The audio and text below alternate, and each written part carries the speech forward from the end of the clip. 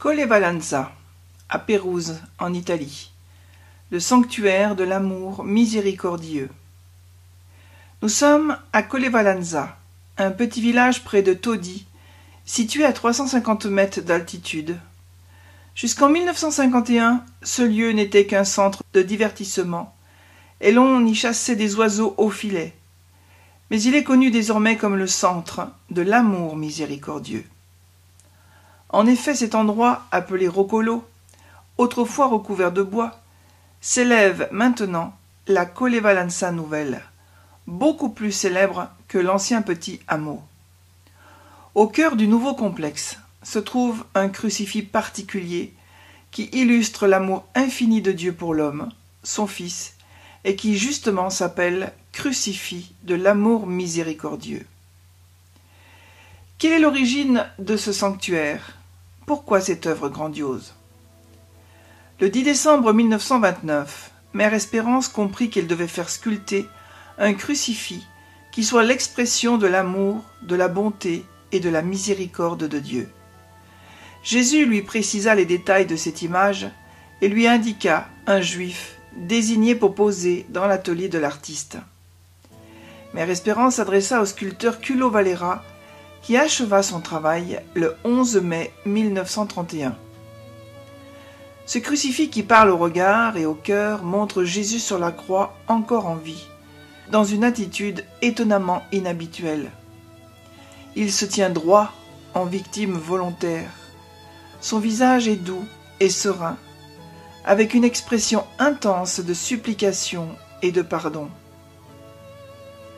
En regardant ce crucifix, nous saisissons que Dieu prend l'initiative à notre égard, que lui nous cherche le premier, car il désire de tout son cœur nouer un dialogue de salut. Et pour que nous ne doutions pas de son amour personnel, et afin de se mettre à la disposition de tout homme, il nous donne Jésus, son Fils, qui continue tous les jours dans l'Eucharistie sa présence, et se donne lui-même en nourriture à chaque personne. Son amour s'étend jusqu'à l'ineffable. Il nous faut accueillir le don de Dieu qui se donne à nous. Il faut que nous adhérions à celui qui a daigné s'attacher à nous, Dieu avec nous. Dieu a choisi Mère Espérance et l'a enrichie de dons naturels et surnaturels pour le bénéfice de toute l'Église. Son intervention historique donnera au monde entier une nouvelle connaissance de Dieu. Jésus lui avait dit « Je veux me servir de toi pour nourrir et soutenir beaucoup d'âmes. » Au sanctuaire, on ne se lasse pas de se réjouir de la présence de Dieu et de proclamer qu'il est magnifique, merveilleux, à tel point que nous en venons à lui dire en vérité « Tu es la bonté même, le défenseur, l'aide, le libérateur. Tu ne nous rends pas selon nos offenses, tu relèves celui qui est abattu, en lui donnant espérance et bonheur. Tu demeures à côté du pécheur et tu le recrées avec la tendresse de ton pardon. Tu réalises pour l'homme des œuvres superbes. » Dès notre contact avec l'amour miséricordieux, celui-ci nous envoie à nos frères, à tous les hommes, pour que grâce à notre témoignage, ils le connaissent et l'aiment. Mère Espérance disait « Jésus compte sur vous, et je compte aussi sur vous. » Mais qui est Mère Espérance ? Mère Espérance est la fille d'Antoine Alama Palma et de Marie del Carmen Valera Buitrago et a vu le jour en Espagne, à Murcia, le 30 septembre 1893. Elle était l'aînée de 9 enfants. À son baptême, on lui donna le nom de Maria Josefa. Elle fit sa première communion en 1901. Le 15 octobre 1915, elle entra en religion à Villena, dans l'unique couvent cloîtré des Filles du Calvaire, rattaché en 1920 à l'Institut des missionnaires clarétiennes. Appelée à être l'apôtre de l'amour de Dieu dans le monde, en 1930, Mère Espérance en sortit par volonté divine, et la nuit de Noël de la même année, elle fonda à Madrid la Congrégation des Servantes de l'amour miséricordieux, aujourd'hui de droit pontifical.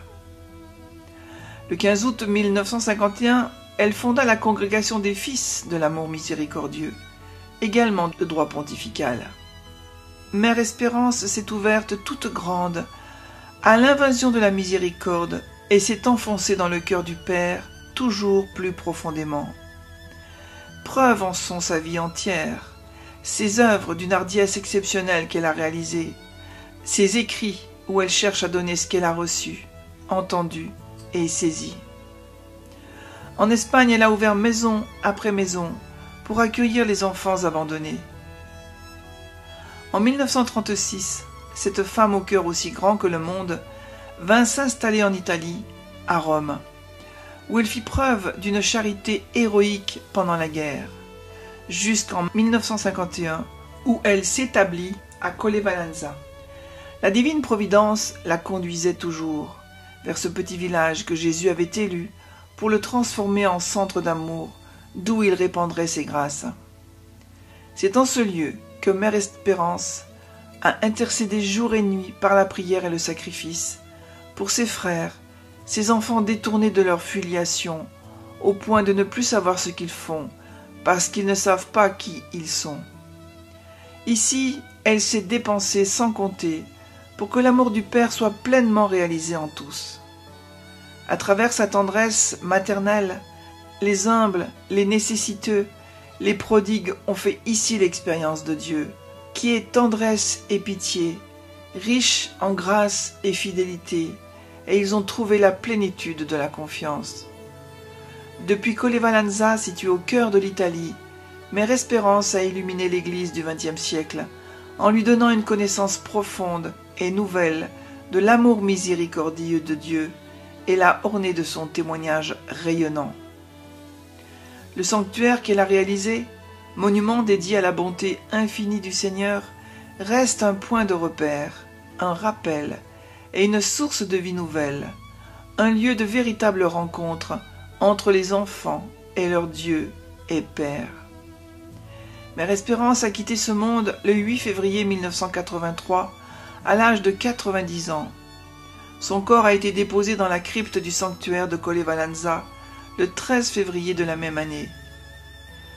En 1959, immédiatement après que la chapelle du Crucifix fut déclarée sanctuaire, Mère Espérance reçut du ciel l'ordre de construire des piscines pour les malades et même l'indication du lieu où trouver l'eau nécessaire.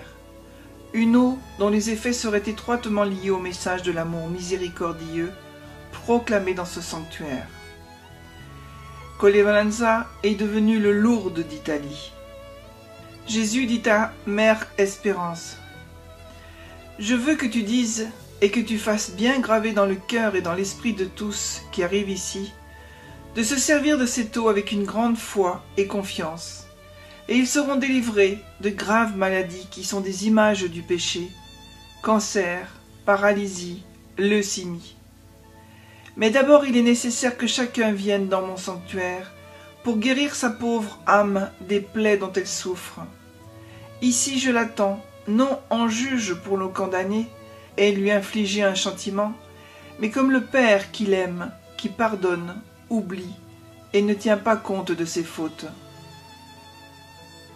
L'affluence toujours plus grande des pèlerins rendit nécessaire la construction de la nouvelle église qui fut solennellement inaugurée le 31 octobre 1965 par son éminence le cardinal Ottaviani, accompagné de 62 évêques.